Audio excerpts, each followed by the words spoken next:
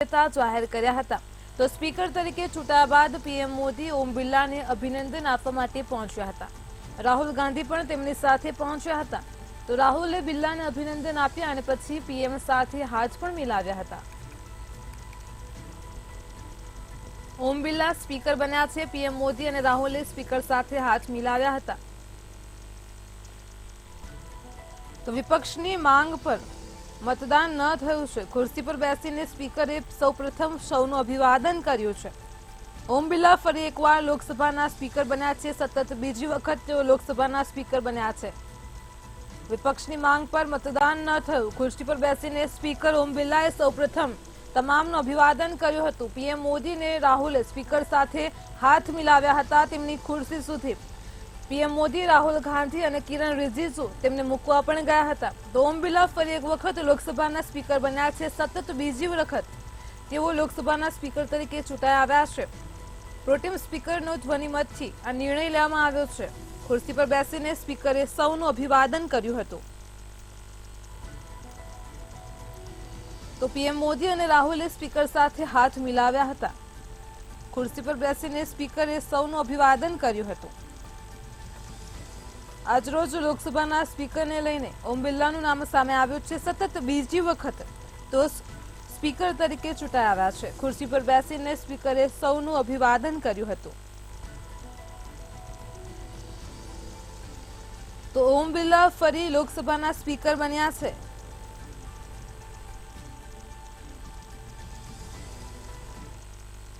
ઓમ બિરલા ફરી એકવાર જ્યારે લોકસભાના સ્પીકર બન્યા છે ત્યારે પહેલા જ દિવસે તેમનો વિરોધ કરવામાં આવ્યો છે। વડાપ્રધાન નરેન્દ્ર મોદીએ ગૃહમાં તેમની કેબિનેટની રજૂઆત કરી હતી, જે બાદ ઓમ બિરલાએ પોતાના પ્રથમ સંબોધનમાં જ કટોકટીની આકરી ટીકા કરી હતી। ઓમ બિરલાએ કટોકટીને દેશના ઇતિહાસનો કાળો અધ્યાય ગણાવ્યો હતો। આ દરમિયાન તેમણે ગૃહમાં 2 મિનિટનું મૌન પણ રખાવ્યું હતું। ઓમ બિરલાએ કહ્યું કે આ ગૃહ 1975માં દેશમાં કટોકટી લાદવાના નિર્ણયની સખત નિંદા કરે છે। આ સાથે અમે તે તમામ લોકોના નિશ્ચયથી પ્રશંસા કરીએ છીએ કે જેમણે કટોકટીનો સખત વિરોધ કર્યો હોય, અભૂતપૂર્વ લડત આપી અને ભારતના લોકતંત્રની સુરક્ષાની જવાબદારી પણ નિભાવી। ત્યારે ઓમ બિરલાને કટોકટીની નિંદા કર્યા બાદ વિપક્ષે ગૃહમાં હોબાળો મચાવ્યો હતો। સંસદ ગૃહમાં વિપક્ષે ભારે સૂત્રોચ્ચાર શરૂ કર્યા હતા, જેને પગલે સ્પીકર ઓમ બિરલાએ લોકસભાની કાર્યવાહીને સ્થગિત કરી હતી। ત્યારે હવે આવતીકાલે ગુરુવાર 27 જૂનના રોજ સવારે રાષ્ટ્રપતિના અભિભાષણના અડધા કલાક પછી લોકસભાની કાર્યવાહી શરૂ કરવામાં આવશે। તો આવતીકાલથી લોકસભાની કાર્યવાહી શરૂ કરવામાં આવશે। આજ રોજ ઓમ બિરલા સતત બીજી વખત લોકસભાના સ્પીકર બન્યા છે। તે દરમિયાન તેમણે ઇમરજન્સીની નિંદા કરી હતી અને ત્યારે વિપક્ષે હોબાળો મચાવ્યો હતો। સંસદ ગૃહમાં વિપક્ષે ભારે સૂત્રોચ્ચાર કર્યા હતા। ઓમ બિરલાએ કટોકટીની ટીકા કરી હતી। તે દરમિયાન સંસદમાં હોબાળો મચ્યો હતો। ઓમ બિરલાએ ગૃહમાં 2 મિનિટનું મૌન પણ રખાવ્યું હતું। તો કટોકટીને દેશના ઇતિહાસનો કાળો અધ્યાય ગણાવ્યો છે।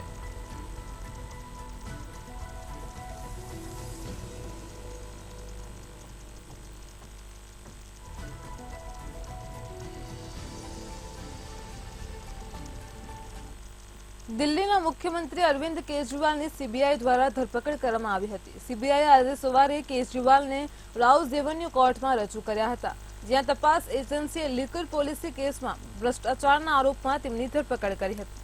અગાઉ ઈડીએ 21 માર્ચે લિકર પોલિસીમાં મની લોન્ડરિંગના આરોપમાં તેમની ધરપકડ કરી હતી। તે છેલ્લા 87 દિવસથી તિહાડ જેલમાં બંધ છે। જોકે તે 10 મેથી 2 જૂન સુધી 21 દિવસ માટે પેરોલ પર હતા। ઉલ્લેખનીય છે કે દિલ્હી દારૂ કૌભાંડ કેસમાં સીબીઆઈ અને ઈડી બંને ઓગસ્ટ 2022માં અરવિંદ કેજરીવાલ વિરુદ્ધ એફઆઈઆર નોંધી છે અને બંને એજન્સીઓ અલગ અલગ તપાસ પણ કરી રહી છે। ત્યારે સીબીઆઈએ કેજરીવાલની 5 દિવસની કસ્ટડી માંગી હતી, પરંતુ કોર્ટે કસ્ટડીની અરજી પર ચુકાદો અનામત રાખ્યો હતો। રાઉઝ એવન્યુ કોર્ટે કેજરીવાલને 3 દિવસ માટે સીબીઆઈ કસ્ટડીમાં મોકલી દીધા છે। સીબીઆઈ અને ઈડીએ ઓગસ્ટ 2022માં એફઆઈઆર નોંધી હતી। કેજરીવાલ વિરુદ્ધ એફઆઈઆર નોંધવામાં આવી હતી। દિલ્હીના સીએમ અરવિંદ કેજરીવાલની મુશ્કેલીઓમાં વધારો થયો છે। 10 મેથી 2 જૂન સુધી તેઓ 21 દિવસ માટે પેરોલ પર હતા। સીબીઆઈએ કેજરીવાલની 5 દિવસની કસ્ટડી માંગી હતી, તો કોર્ટે કસ્ટડીની અરજી પર ચુકાદો અનામત રાખ્યો છે।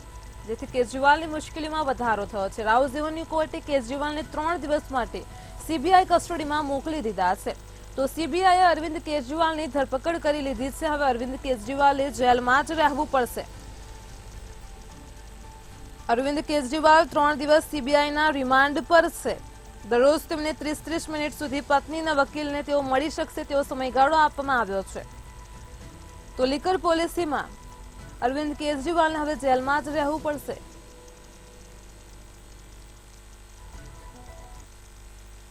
સામ પિત્રોડાને કોંગ્રેસમાં ફરી એકવાર મહત્વની જવાબદારી સોંપવામાં આવી છે. સામ પિત્રોડાને તાત્કાલિક અસરથી ઇન્ડિયન ઓવરસીઝ કોંગ્રેસના અધ્યક્ષ તરીકે નિયુક્ત કરવામાં આવ્યા છે. તો લોકસભા ચૂંટણી દરમિયાન વિવાદાસ્પદ નિવેદનોને કારણે સામ પિત્રોડાને ઇન્ડિયન ઓવરસીઝ કોંગ્રેસના અધ્યક્ષ પદેથી હટાવી દેવાયા હતા. પરંતુ આજે કોંગ્રેસ અધ્યક્ષ દ્વારા સામ પિત્રોડાને ફરીથી એ જ પદ પર નિયુક્ત કરવામાં આવ્યા છે.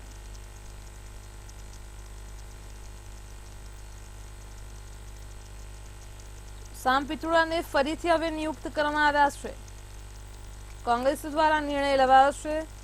તેમના નિવેદનોને લીધે તેમને તેમના પદ પરથી હટાવી દેવામાં આવ્યા હતા. જેવી રીતે સમાચાર સામે આવ્યા છે, સામ પિત્રોડાને હવે ફરીથી તેમનું પદ સુપરત કરવામાં આવ્યું છે. કોંગ્રેસ અધ્યક્ષે સામ પિત્રોડાને તાત્કાલિક અસરથી ઇન્ડિયન ઓવરસીઝ કોંગ્રેસના અધ્યક્ષ તરીકે નિયુક્ત કર્યા છે. થોડા સમય અગાઉ જ તેમના નિવેદનોને લીધે તેમને તેમના પદ પરથી હટાવી દેવામાં આવ્યા હતા.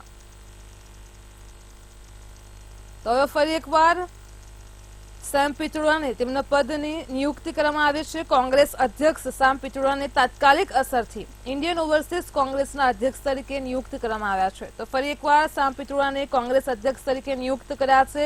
તાત્કાલિક અસરથી ઇન્ડિયન ઓવરસીઝે તેમને આ પદ માટે નિયુક્ત કર્યા છે. થોડા સમય અગાઉ જ તેમના નિવેદનોને લીધે તેમના પદ પરથી હટાવી દેવાયા હતા. પરંતુ આજ રોજ કોંગ્રેસ અધ્યક્ષ સામ પિત્રોડાને તાત્કાલિક અસરથી ફરી એકવાર નિયુક્ત કરવામાં આવ્યા છે. તેમનું પદ સુપરત કરવામાં આવ્યું છે.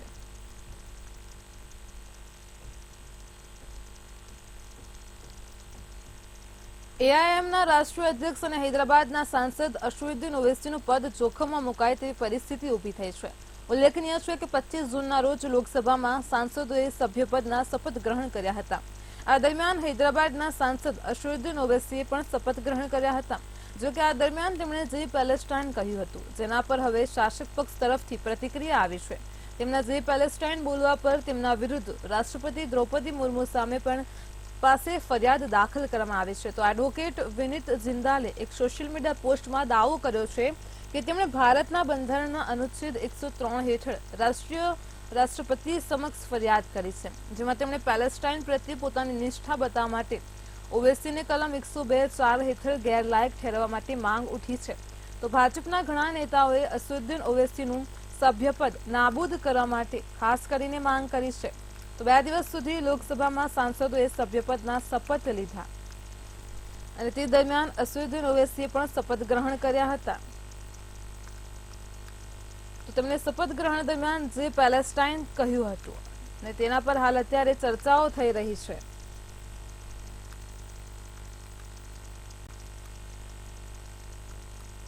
તો એઆઈએમના પ્રમુખનું પદ હાલ અત્યારે મુશ્કેલીમાં હોય તેવું લાગી રહ્યું છે. તેમની મુશ્કેલીમાં વધારો થઈ રહ્યો છે. ગઈકાલે જ અસદુદ્દીન ઓવૈસીએ શપથ ગ્રહણ કર્યા અને તે દરમિયાન તેમણે શપથ ગ્રહણમાં તેઓ બોલ્યા હતા કે જય પેલેસ્ટાઇન, અને તેના લીધે હાલ આજે વિરોધ થઈ રહ્યો છે.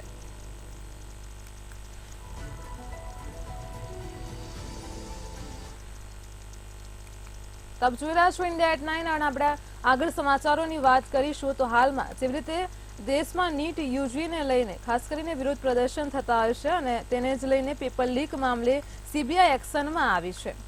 તો 2 આરોપીના 3 દિવસના રિમાન્ડ મંજૂર થયા છે. ત્યારે આરોપી ચિંટુ કુમાર અને મુકેશ કુમારને 3 દિવસના સીબીઆઈ રિમાન્ડ પર મોકલી દેવામાં આવ્યા છે.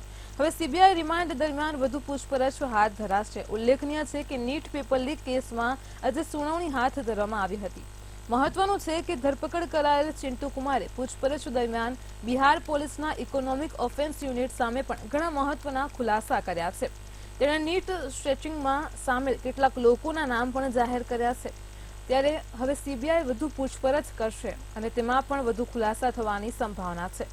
તો હાલ સમગ્ર દેશમાં નીટના પેપર લીકને લઈને મામલો ચર્ચામાં છે. વિદ્યાર્થીઓમાં પણ ભારે રોષ જોવા મળી રહ્યો છે. સમગ્ર દેશમાં તમામ જિલ્લાઓ તાલુકાઓમાં હાલ અત્યારે તેનો વિરોધ થઈ રહ્યો છે.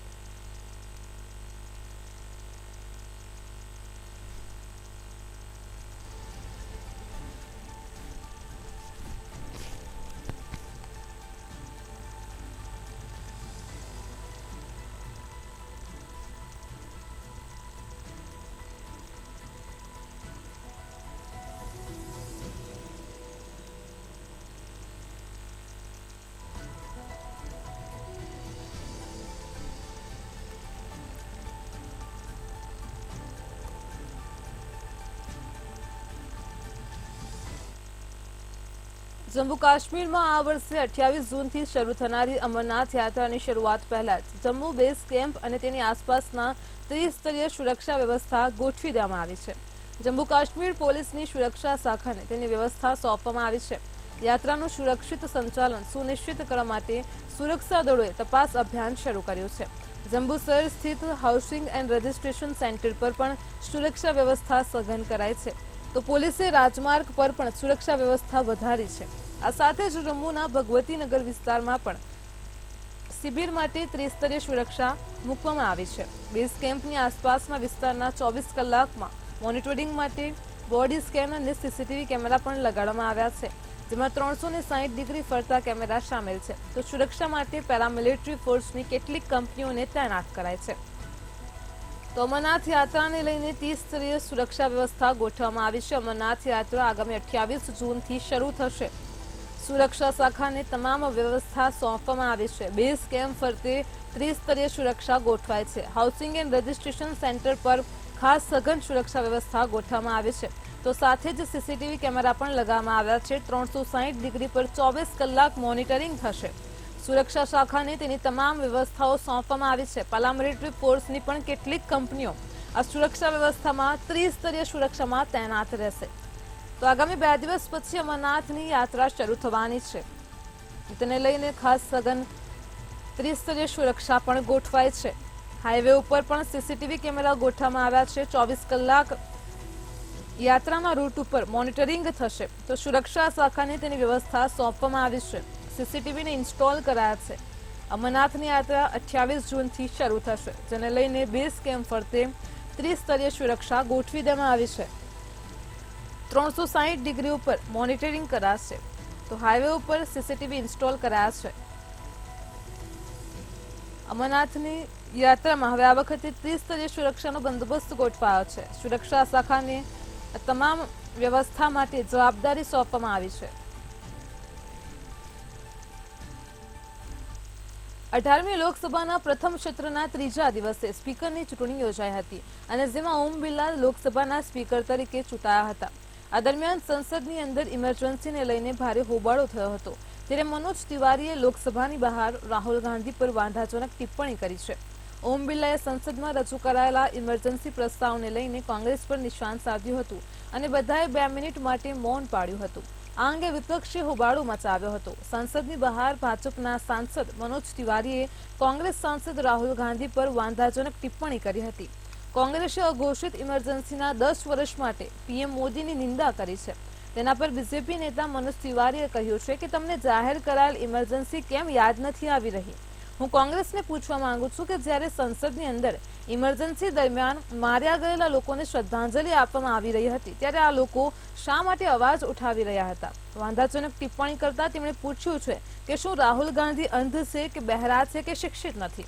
તેમણે વધુમાં કહ્યું કે તમારી ઇમરજન્સીને લઈને દેશવાસીઓની સામે હાથ જોડીને માફી માંગવી જોઈએ.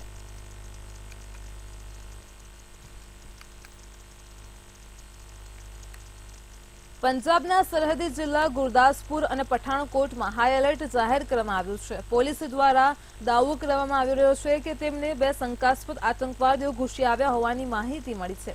આ લોકો પઠાણકોટમાં ઘૂસ્યા છે. રિપોર્ટ બાદથી જ હાઈ એલર્ટ જાહેર કરી દેવામાં આવ્યું છે. તો આંતરરાષ્ટ્રીય સરહદ પાસે સ્થિત ગામ કોટબાઠિયાના એક ગ્રામીણે કંટ્રોલ રૂમને જાણ કરી હતી કે મેં મારા ફાર્મ હાઉસ પાસેથી ચહેરા ઢાંકેલા 2 લોકોને પસાર થતા જોયા છે. બંને ભારે હથિયારોથી સજ્જ હતા.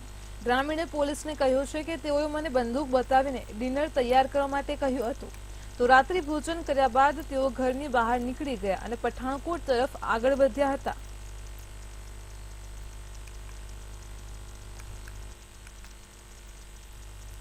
દેશના ઘણા રાજ્યોમાં ચોમાસાનું આગમન થઈ ગયું છે। દિલ્હી સહિત ઉત્તર ભારતમાં ચોમાસાની આતુરતાપૂર્વક રાહ જોવાઈ રહી છે। તો આઈએમડી અનુસાર 28 ને 30 જૂનની વચ્ચે રાજધાનીમાં ચોમાસું આવવાની શક્યતા છે। આઈએમડીએ 1 જુલાઈ સુધી રાષ્ટ્રીય રાજધાની દિલ્હીમાં ભારે વરસાદની સંભાવના દર્શાવતા યલો એલર્ટ જારી કર્યું છે। હવામાન વિભાગે દિલ્હી ઉપરાંત ગોવા, કર્ણાટક, કેરળ, તમિલનાડુ, પોંડિચેરી, મધ્યપ્રદેશ, બિહાર, બંગાળ, અરુણાચલ પ્રદેશ અને અંદમાન નિકોબાર ટાપુઓમાં ભારે વરસાદની આગાહી કરી છે। તો આઈએમડીએ આ રાજ્યો માટે ઓરેન્જ એલર્ટ જાહેર કર્યું છે। સિક્કિમ, આસામ, મેઘાલય, ઓડિશા, છત્તીસગઢ, તટીય આંધ્રપ્રદેશ, રાજસ્થાન, ઝારખંડ અને ઉત્તરાખંડમાં પણ હળવાથી મધ્યમ વરસાદ પડી શકે છે તેવી આઈએમડીએ આગાહી કરી છે। તો તે જ સમયે જમ્મુ અને કાશ્મીર, હિમાચલ પ્રદેશ, પંજાબ, હરિયાણા, પશ્ચિમી ઉત્તર પ્રદેશ અને રાયલસીમામાં હળવા વરસાદની શક્યતા છે।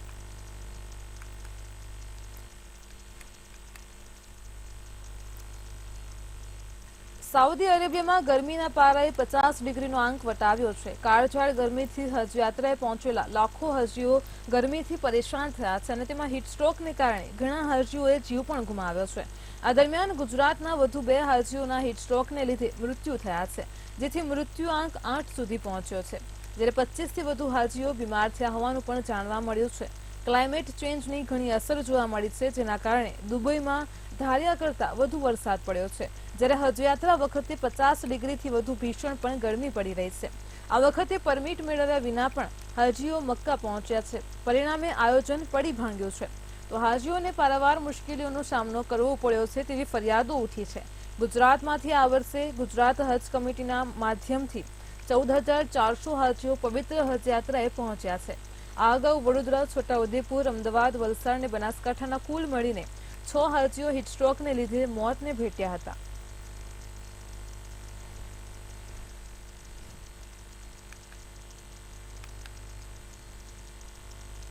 કેન્યામાં વધતા ટેક્સના બોજથી નારાજ થયેલા જે હજારો પ્રદર્શનકારીઓ છે તે મંગળવારે સાંસદ સંકુલમાં પ્રવેશ્યા હતા। કેન્યાની સંસદમાં પ્રવેશવાનો પ્રયાસ કરી રહેલા પ્રદર્શનકારીઓ પર પોલીસે ગોળીબાર કર્યો હતો, જેમાં 10 લોકોના મોત થયા છે અને 50 લોકો ઘાયલ થયા છે। આ પ્રદર્શનકારીઓએ સંસદ ભવનમાં જે અલગ અલગ ભાગો હોય છે તેમાં આગ લગાવી દીધી હતી, જ્યારે વિરોધીઓ કેન્યાની સંસદના પરિસરમાં પ્રવેશ્યા ત્યારે સાંસદો ટેક્સ વધારવાના બિલ પર ચર્ચા કરી રહ્યા હતા। આ હિંસાથી ભારત સરકાર પણ ચિંતિત છે। કેન્યાના નેરોબીમાં ભારતીય હાઈ કમિશને ત્યાં હાજર ભારતીયો માટે એડવાઇઝરી જારી કરી હતી।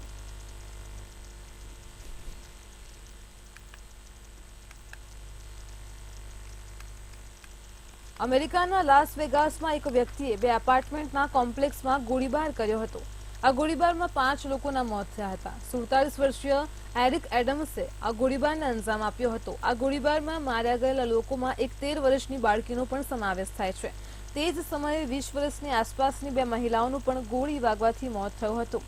તો ગોળીબારની ઘટના પ્રકાશમાં આવ્યા પછી પોલીસે એડમ્સની શોધ કરી હતી, પરંતુ આરોપીએ પોલીસ સમક્ષ આત્મસમર્પણ કરવાને બદલે પોતાને ગોળી મારીને આપઘાત કર્યો હતો।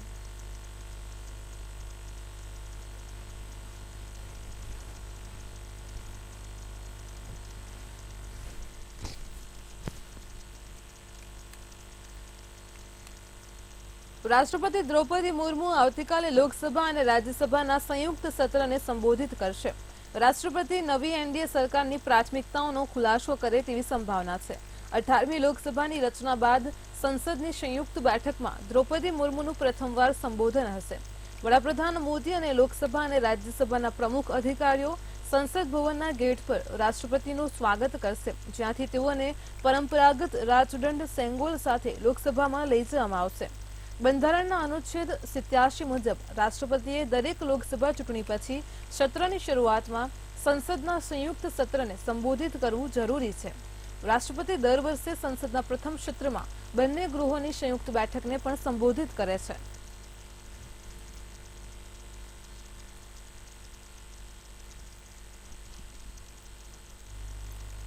સમાચાર સામે આવી રહ્યા છે। ભાજપને નવા પ્રદેશ પ્રમુખ મળશે।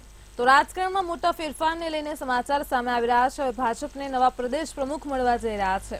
તો સમાચાર સામે આવ્યા છે, ભાજપને નવા પ્રદેશ પ્રમુખ મળશે। ગુજરાતના રાજકારણમાં મોટા સમાચાર છે। ભાજપને નવા પ્રદેશ પ્રમુખ મળશે તો મંત્રીમંડળમાં પણ ફેરફારો થઈ શકે છે।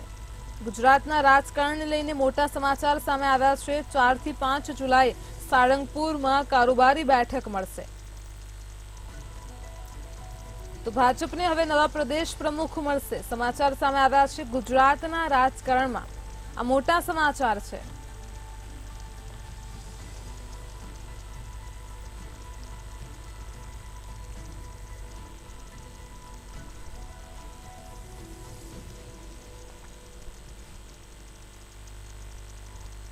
ઋષિકેશ પટેલનું મોટું નિવેદન સામે આવી રહ્યું છે। તો ઋષિકેશ પટેલે જે મુદ્દે નિવેદન આપ્યું છે, ચાઇલ્ડ ટ્રાફિકિંગ મુદ્દે તેમણે નિવેદન આપ્યું છે।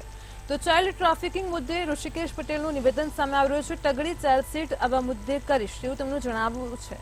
તો ચાઇલ્ડ ટ્રાફિકિંગ મુદ્દે તેમણે નિવેદન આપ્યું છે। આવી ઘટના સમાજમાં ન બનવી જોઈએ।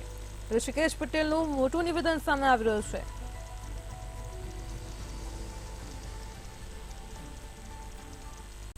દેવભૂમિ દ્વારકામાંથી કરોડોનો નશાનો પદાર્થ ઝડપાયો છે। સમાચાર સામે આવી રહ્યા છે। કરોડોના નશાનો પદાર્થ પકડાઈ ગયો છે। દેવભૂમિ દ્વારકામાં આ નશાનો પદાર્થ પકડાયો છે, જેની કિંમત કરોડોમાં છે। ચરસના જથ્થા સાથે એક આરોપીની પણ ધરપકડ કરવામાં આવી છે। તો દરિયા કિનારે આવેલા નાવદરા ગામમાંથી ચરસ પકડાયો છે। ઝૂંપડામાંથી વિદેશી ચરસના 40 પેકેટ મળી આવ્યા છે। તો દેવભૂમિ દ્વારકામાં દરિયાકાંઠેથી ફરી એકવાર ચરસ પકડાયો છે। 42 કિલો 135 ગ્રામ માદક પદાર્થ સાથે ચરસના જથ્થો જપ્ત થયો છે। તો દેવભૂમિ દ્વારકામાં કરોડોના નશાનો પદાર્થ પકડાઈ ગયો છે। ફરી એકવાર ચરસ ઝડપાયો હોય તેવા સમાચાર સામે આવ્યા છે। ચરસના જથ્થા સાથે એક આરોપીની ધરપકડ કરવામાં આવી છે। તો દરિયા કિનારે આવેલા નાવદરા ગામમાંથી ચરસ પકડાયો છે। કરોડોનો જથ્થો જપ્ત કરવામાં આવ્યો છે। ઝૂંપડામાંથી વિદેશી ચરસના 40 પેકેટ મળી આવ્યા છે। તો 42 કિલો 135 ગ્રામ માદક પદાર્થ ચરસનો જથ્થો જપ્ત કરવામાં આવ્યો છે।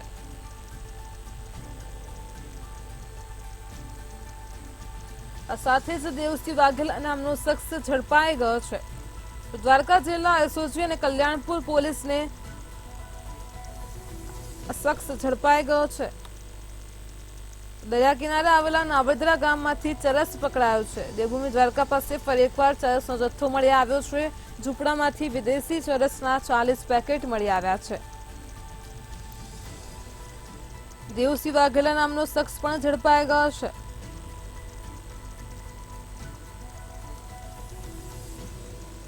દ્વારકા જિલ્લા અને એસઓજીએ કલ્યાણપુર પોલીસ દ્વારા કાર્યવાહી હાથ ધરાતા કરોડોના નશાનો પદાર્થ પકડાયો છે। ચરસના જથ્થા સાથે એક આરોપી દેવસિંહ વાઘેલા પણ ઝડપાઈ ગયો છે। તો આજ મુદ્દે આપણી સાથે સંવાદદાતા જયસુખ ફોનલાઈન પર જોડાઈ ગયા છે। જી જયસુખ, દેવભૂમિ દ્વારકામાંથી કરોડોના નશાનો પદાર્થ પકડાયો છે, કેટલા કરોડનો આ પદાર્થ છે અને કઈ રીતે મળી આવ્યો છે, જણાવશો? ચોક્કસ વાત કરવામાં આવે તો દેવભૂમિ દ્વારકા જિલ્લા પોલીસ વડા નીતેશ પાંડેની સૂચના મુજબ દરિયાઈ કાંઠા વિસ્તારમાં પોલીસ દ્વારા પેટ્રોલિંગ કરવામાં આવતું હોય છે। ત્યારે આ પદાર્થ અવારનવાર જે દરિયા કિનારા પરથી મળતા હોય ત્યારે ગ્રામ્ય વિસ્તારોમાં જે છે લોકોને આ વિશે જાગૃત કરતા હોય છે। ત્યારે એસઓજી પોલીસ અને કલ્યાણપુર પોલીસ નાવદરા ગામને જે આ જાગૃતિ અભિયાન ચલાવતા હતા તે સમયે એને માહિતી મળતા નાવદરા ગામની સીમ વિસ્તારમાં રહેતા રમેશ દેવસિંહ વાઘેલા નામના શખ્સ પાસેથી 40 પેકેટ જે છે વિદેશી માદક પદાર્થ ચરસના પેકેટ મળી આવ્યા છે। જે 42 કિલો 135 ગ્રામ જેટલો માદક પદાર્થનો જથ્થો જે છે કિલોગ્રામમાં થઈ રહ્યો છે, જેની કિંમત 21,06,75,000 રૂપિયાની કિંમત આંકવામાં આવી છે। અને આરોપી વિરુદ્ધ નાર્કો ટેસ્ટ, ડ્રગ્સ અને સાયકોટ્રોપિક વિધિ સહિત વિવિધ કલમ હેઠળ કલ્યાણપુર પોલીસ મથકમાં ગુનો નોંધવામાં આવ્યો છે અને વધુ તપાસ કલ્યાણપુરના પીએસઆઈ યુબી અખેર દ્વારા ચલાવવામાં આવી રહી છે। જી જયસુખ, સમગ્ર માહિતી બદલ આભાર।